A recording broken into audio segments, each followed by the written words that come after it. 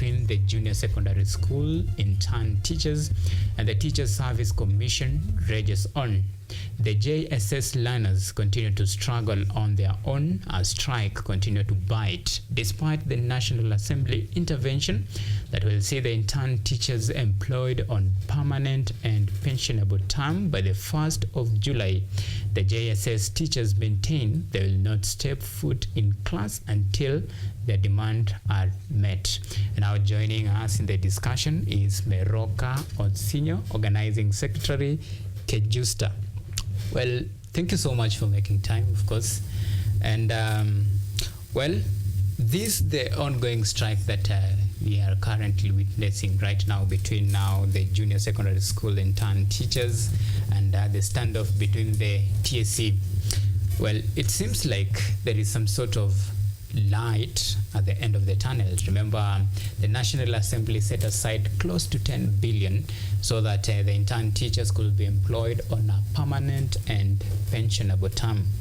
Well, when you look at this, the move itself seems to be noble, but the question will be, why strike, given the fact that at least you have something on the table and maybe the demands that probably that could have taken you to the streets will be solved in just a matter of a month? Why strike? Well, thank you so much, sir, for having me tonight. It's such a good question, but I'll want to start by saying that thanks to our members who have shown solidarity to come out and voice, because we were termed as the voiceless, the unionless. But for people who understand what is right, they have indeed stood by us. And until date, as you're aware, there are no teachers, there is no learning that is being held in these classes. Why now? And why the offer? Still we can't go back. We will want to make the public to understand that our main issue is the 46,000 intern teachers. We have the first batch and the second batch. And not forgetting that from the ruling, it was very clear that internship is illegal. So when you're going ahead to employ 26,000 and you're leaving the rest of 20,000, does it mean that you've met that ruling? So your argument is you want the 46. We want the 46 to be confirmed. I'll try to shed some light. To be honest, if a PNP teacher who is domiciled in JSS in a primary school is having 38 lessons in a week, that is the same case to an intern teacher who is also having 38 lessons. And sometimes you find even some of them will have more. But when it comes to remuneration, they are getting peanuts. In the present day, who pays a graduate? 17,000. Okay, now you've actually raised a very important question, and let me ask you this. The term of engagement, by the time that they were signing this contract to be posted as intern teachers, what was the arrangement? The arrangement was, and if you've managed to have that letter in your newsroom, you'll see it is very clear that it was a 1 year off. So until last year, December 6th, like my letter, it states on the 6th. That's when they recontracted us. In fact, it was an already letter that has, like, it's an automated, you've been recontracted. It was just a matter of you being forced to go and pick the letter, hand in an accident cover, and that's how we were signing. All right. So as we speak right now, owing to the court order, we don't have intern teachers. Exactly. We don't have intern teachers So, in Kenya, sorry. If you don't have intern teachers, so how will you describe now the state the way it is? Are you, what are you demanding for? Because right now, by law, we don't have intern teachers. Should you be maybe just going there and asking now for, if negotiating for better terms, if you want my skills, employ me on this No. terms, because as clearly we don't have intern teachers right now. That is according to the court order. So where does it leave you? I still feel it leaves us being protected by the same ruling that you realize that they were given a length of about to 1st August so that they can be able to formalize, make things clear. I'll take you back. All right. TSC has 2 roles. Okay. To employ teachers on permanent and pensionable, and 2, they can be able to engage teachers who have already exited the service, but they are recalling them for their services on contract basis. Okay. But it was found from the court that they came up with a policy that was violating the labor rights. All right. And that is why you realize among our demands, we are even demanding for compensation because we were contracted, paid poorly, and even how the recruitment process was not on a fair basis. You realize that when it comes to employment in TSC, they usually have the queuing of graduates in accordance to the years they have graduated. All right. You know, it pains to get at stroke 2014 graduate still in JSS internship, and yet a student that you managed to teach. Okay. Some years back, they have been already posted as PNP in high schools. Okay. Graduates of 2023. Okay. That is our main issue. But going back to your question, where are we? We still going out because we understand that the government understands one language. All right. It's the strike. It's the strike. Well, I want us to be a bit of practical. We have 46,000 intern teachers as things stand right now. And despite now the offer from, that is the goodwill from the National Assembly of close to 10 billion to at least employ 36,000 intern teachers. Well, despite that, of course, you still hold the hardline, and according to the way things are, there is no any sign of slowing down anytime soon. Fair enough. Well, the question will be now the fate of the learners. Don't you think, shouldn't you first, of course, at least take the 26 first?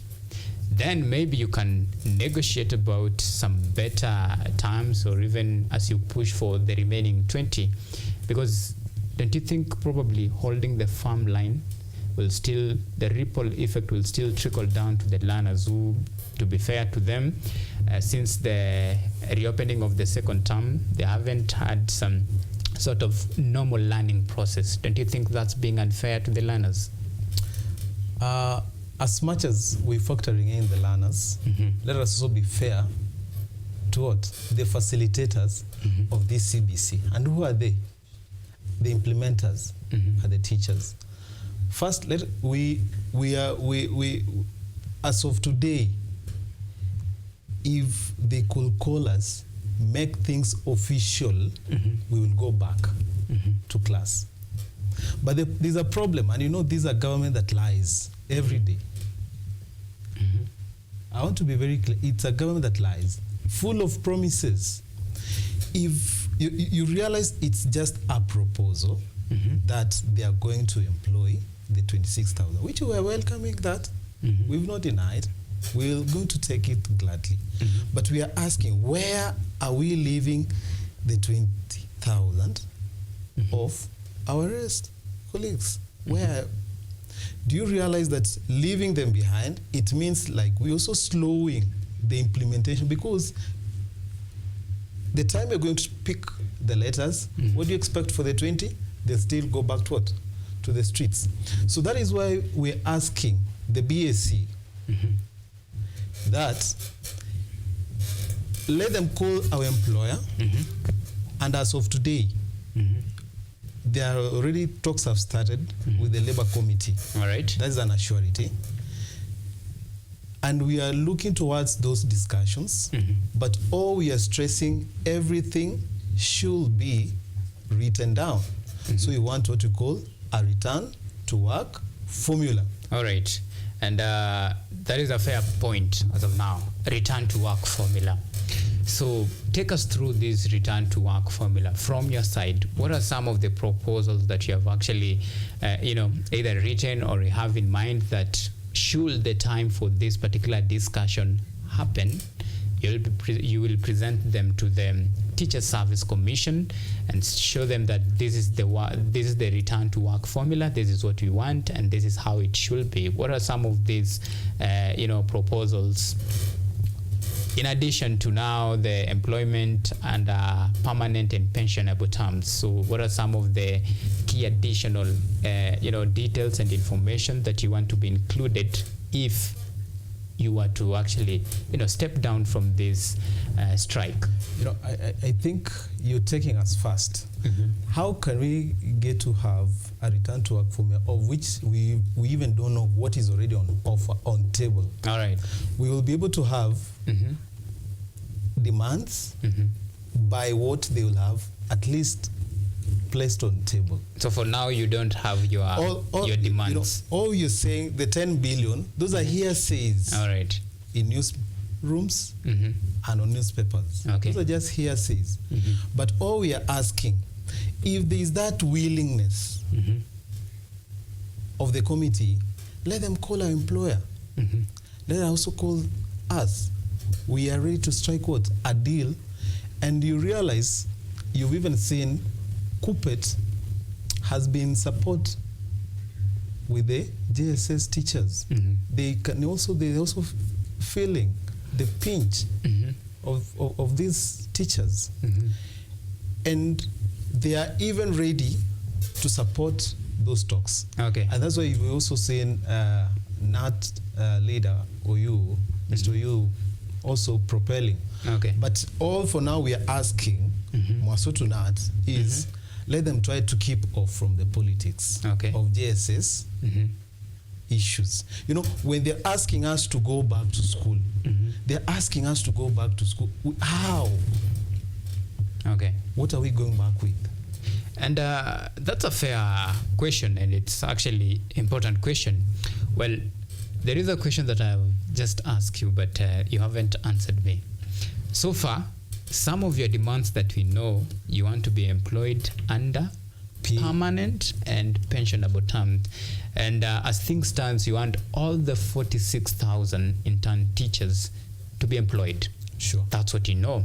Yeah. Well, should a moment for discussion arrive, because probably maybe you are hoping we'll reach that stage, in addition to this, the very obvious terms that you have actually stated clearly, what are some of the things that you, as the organization and of course the intern teachers, will want the Teacher Service Commission to engage with? Because even as you go to the negotiation table, you must have your some sort of recommendations and things that you want to be sorted before you change your mind. Before we change our mind. Yeah. Thank you for that question. But if you noted yesterday when BSc was presenting the proposal, all right, you saw Nyoro also reiterating to, I think, Meli. They are also for the thought of they're asking the commission to employ all 46,000. To be honest, I'm trying to, it's not like I'm avoiding the question, but but you realize that these are Kenyans who have sacrificed for a whole 1 year plus. This is our second year. And you're asking that we leave them behind. How? There is money. To be honest, there is money in Kenya. There is money. That is a fact. And that's what you're saying, we can only start thinking of what we can be able to lay down if we are able to read what they have already presented on table. It's not like we don't have, we have, but we can't like say, because maybe they'll act on that. Okay. And I wouldn't want to say that we're moving to other direction, but we are having, our conversation should be built on 46,000 teachers because they deserve to be employed on PNP. All right. And if it's not, if that is not the case, let them be given the letters. Let their status be changed from intern to PNP. Okay. They can still wait for that money, but all we want, we change that. Okay. And maybe if you give me just a minute. All right. What is even hurting us most is, I don't know if you heard us, that we are working, we're having the same workload. PNP, intern teachers. And when we even come to like, when they be moving from one grade to another, like they were employed last year, after 2 years we realized that they're going to move from one grade, job grade, from job grade C2 to C3. It's also one of our demands that if by then they're going to employ us, giving us those letters, they also need to backdate that, because you realize there was unfairness of recruitment. And those are some of the serious loopholes that are, some of the serious cracks that are in TSC. Okay. Thank you. All right. Now there is ultimatum of 2 weeks, and that is a warning from the TSC. It is a show cause letter. TSC wants you to explain, to give them a reason why you should not be sent packing. What is your reaction on this? And do you think maybe you deserve, to be under the payroll of TSC? In as much as you get this, you call it peanut, 17,000 Kenyan shillings, but do you really, what is the reason? Do you think you deserve to be paid that amount of money? You have 2 weeks to respond to this question, but I want to get your quick reaction on this. And I believe this is a general perception from your members. So should they be sent home? Those are intimidations. And you realize they are working against the court ruling. As I started this discussion, I told you, we moved to court. After they sent us those letters, we filed a case, and there were orders given. And maybe TSC needs to check on that. There's nobody they're going to send home. That is one. There are already orders. We have no relationship. The employer, employee. There's no relationship between us and them. So whatever they are trying to, they are acting out of their policies because you realize we don't have a legal binding between the intern teachers with them. And these are some of the things they were told during the ruling. But between now and 1st of August, they should be able to correct and do things the right way. Which is the right way? Employ these teachers. All right. And this particular discussion is quite, interesting because you're talking about the state of the CBC. Well, had we, of course, take time to consider this, evaluate, consider every option about the competence-based curriculum, do you think maybe probably today the discussion would have been different? Did you think maybe we rushed on this, the implementation of CBC? Why are we having these problems at a very early stage of the implementation? I still feel that we didn't rush. It's 8 years down the line. 8 years down the line. But one thing I can tell you, the government has no respect for teachers. Because you can't have a government that's building classrooms in preparation for CBC, bringing on books in preparation for CBC, but when it comes to the facilitators, that is where they draw a line. So, who do we blame? Who do we blame in this case? It's the government. They are not taking teachers seriously. They ought to do the right thing. They knew that these teachers were supposed to be employed. Give them better terms. All right. If you check a study that was carried out on employment, you know, the employment of teachers in Turkey, you realize one of the recommendations they're making is that teachers should be employed on permanent and pensionable terms. All right. That gives security, because if as of today you're telling me to go and implement CBC, honestly, I'll be lying to you that I'll be putting my whole mind, my everything in that school, yet I know I have a family that depends on me. All right. Okay. So we are putting learners at a bad state. And as of today, this is the 25th day of our strike. And the seriousness, if you want to see if this government is serious about our issue, it's not serious. Why? The other day, there was a crisis between Moguka traders at the coast. You saw the president called a meeting. Called it to State House. In less than 2 days, it has been sorted out. Why teachers? Why are they taking long? What are some of their priorities?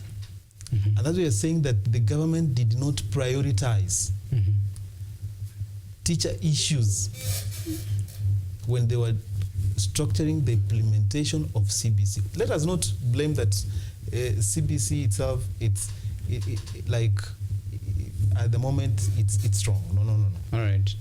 So how do we find the middle ground? Because this is a crisis. To be honest, this is a crisis.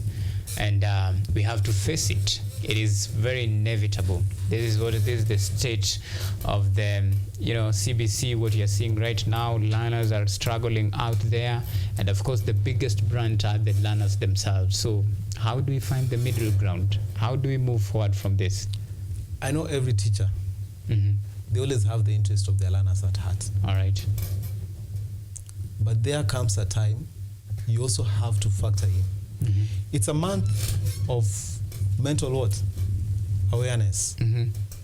I don't know if you're aware that we've lost about 7 teachers in JSS out of suicide.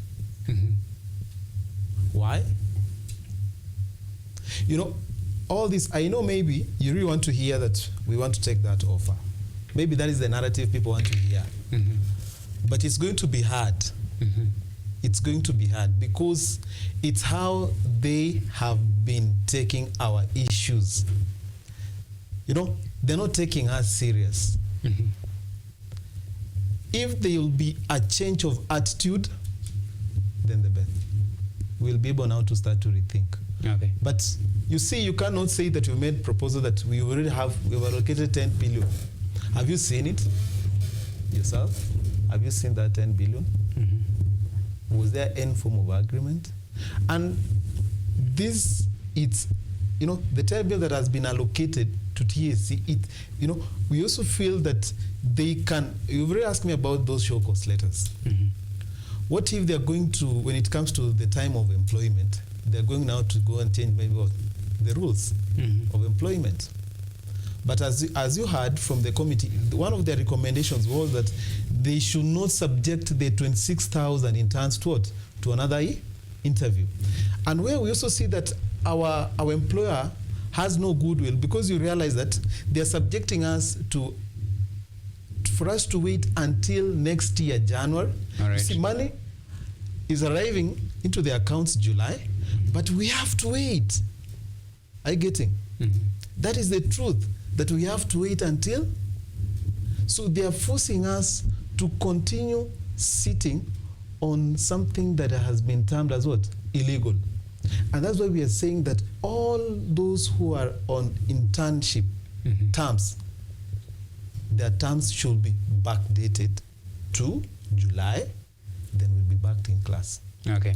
But So if that condition is met, then if it's a game over. Yeah, we are ready to leave our homes to go back to work. All right. Even as you wind up, because you're running out of time, why don't you present the same proposal now to the Teachers Service Commission? Because this is the employer, this is the boss. Instead of taking now, the strike and demonstration that we have witnessed for the last 3 weeks. It's 4 weeks. 4 weeks, actually. Yeah. So I'm sure there is some other alternative, like a dialogue, something like that. Why go for this very harsh and painful way? It's not a harsh way. For learners, it is. It's not a harsh way. As of today, if you go to those sub-county director offices, as of today, go and ask them. In all the 47 counties where you've seen our teachers are striking, they have already received those proposals. That is one. We've dropped our proposals at the HQ more than thrice. But they have never called us. So it seems our cries, they're landing on deaf ears. And that is why we've said we are not going to go back to class. All right. And because you've run out of time, I want to thank you so much for making time to have this very important discussion regarding the state of affairs as far as, the junior secondary school